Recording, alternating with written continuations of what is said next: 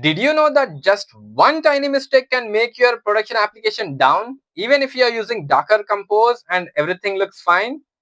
It doesn't matter if you are new to DevOps or you shipped applications before, mistakes like this can really happen even in production environment.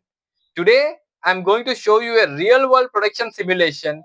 We've got a Node.js application and MongoDB running using Docker Compose. Everything works fine until one tiny mistake shuts it all down. But I'm not just going to show you how it breaks. I'll walk you through how to find the problem, fix it, and explain each step so that you can follow along. Let me show you the big picture real quick. This setup is how most teams run their applications in production environments, all services together running with Docker Compose. This request came from a subscriber who wanted to know how things work in production environment using Docker Compose and Node.js. Let's jump into the demo. Let's quickly walk through the project structure so you know where everything lives.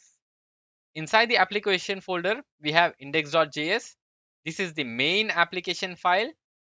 This application uses Express to create a tiny API. It loads configurations like port and the MongoDB connection string from environment variables, then tries to connect to the database right when it starts. If the connection fails, it exits immediately, just like a real microservice should if it's missing a critical dependency. There are two endpoints. One endpoint is like you'll get a message saying subscribe to Learn with DevOps Engineer channel, and the second endpoint is like /data, fetches documents from the MongoDB collection and returns them as JSON. Next comes the package.json file. It lists the app's dependencies and starts the script. It's what you'd expect from any Node.js project: express.env and MongoDB driver. .env. It is for local development, settings like port and MongoDB connection string. In real production, never commit real secrets or production config in .env files. In production, you'd inject those values securely at deploy time using your CI/CD pipeline, container orchestrator, or a secret manager. In the project root, we have a Docker file. It defines how to build a production ready container image for the application. It starts from the official node image, install dependencies, copies the code, runs the server. So it works the same everywhere. Docker Compose.yaml orchestrates the stack. It spins up both the Node.js application and the MongoDB database as separate containers, wires up networking and volumes, and manage ports for local testing. Now with that context, let's go hands-on part. Let's run our stack with Docker Compose. In my terminal, I run Docker Compose space up hyphen build.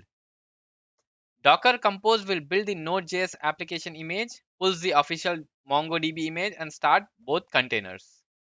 Let's watch the logs. If the MongoDB is ready before Node.js tries to connect, you'll see connected to MongoDB app running on port 3000. I can see app running on port 3000, and also if you scroll down, we can see connected to MongoDB.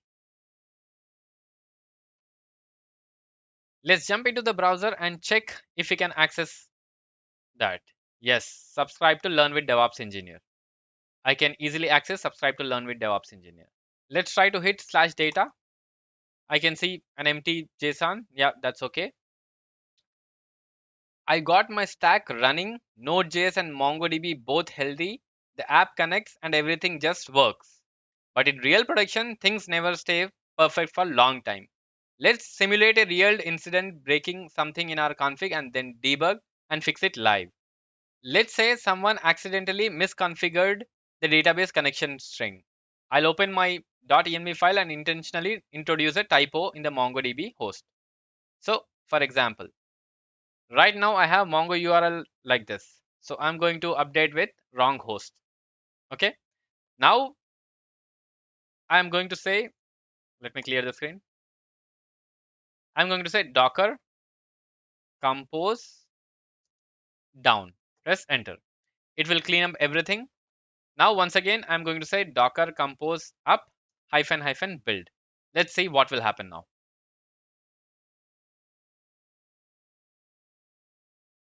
So if we look at the log, it's kind of starting.